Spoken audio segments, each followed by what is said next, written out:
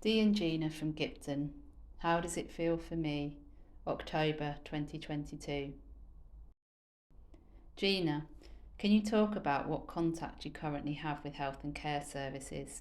I'm under gallbladder surgeon, hepatology and liver specialist, but none of them seem to be communicating with each other,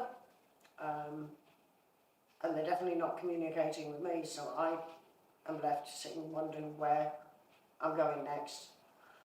Dee, can you tell us about your recent rheumatology appointment?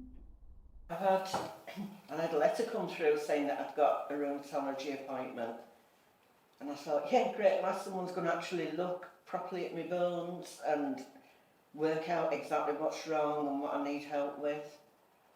And then I had another letter come through saying it would be a telephone appointment, and I don't understand how, from talking down a telephone, I don't care if you're a consultant or a nurse or what you are, you can't see what my bones are like and what my bones are doing, just from what I say, because every bone in my body hurts, but I know I've not broken them all. Have you had any other recent experience of telephone appointments? I did have, I did have another appointment to see a physio, and it was the same thing. They did it over the phone, and they said, right, I'll send you some exercises through. It was just an app. And it was just an app. No demonstration of the exercises, no way of seeing that she's actually doing them and not hurting herself further. Could have been making it worse. So I couldn't work with her either. Can you talk about your role as carers for each other? You're my mental sort of carer, Yeah. I'm your physical carer. Yeah.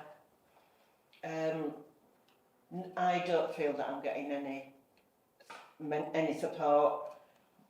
I don't understand properly what it is that, I mean, I know Gina's autistic, but because I don't know what level she's at, I don't know what I should be doing to help her. It's until I can get the formal diagnosis, then without that, there's no support. So I can't get the support for Dee to help me. And it's the same with the physical side of it. Thankfully, I do know a lot of the health issues you've got, so I can understand what pain you've got and where it's coming from. But there is no support outside at all. Like, if I'm struggling, then all we get told from healthcare professionals, Leeds Council, is you're a couple, go away and deal with it. If you're living on your own, we can come and help you. Because you're a couple, deal with it. Yeah. And at hospitals, we have the same thing. Is when she goes in, they don't listen to me as the carer.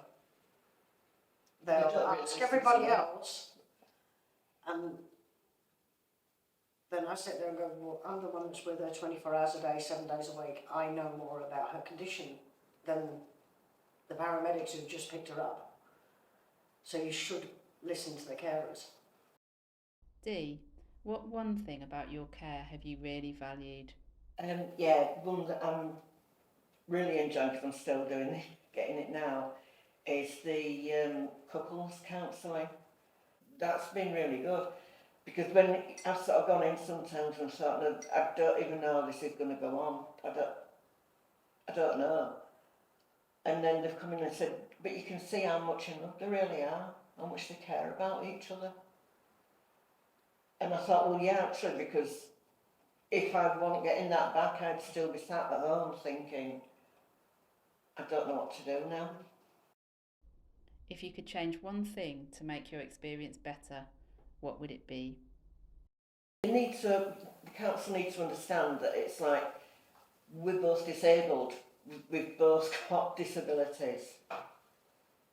Mine you can see, Gina's you can't. Or mine you can see most of the time, because I've got some mental health going on, but Gina's, you can't see Gina's until she actually falls apart. and it's not nice watching her fall apart. The one thing I'd change, if it was possible, was services being more linked up, speaking to each other and communicating more,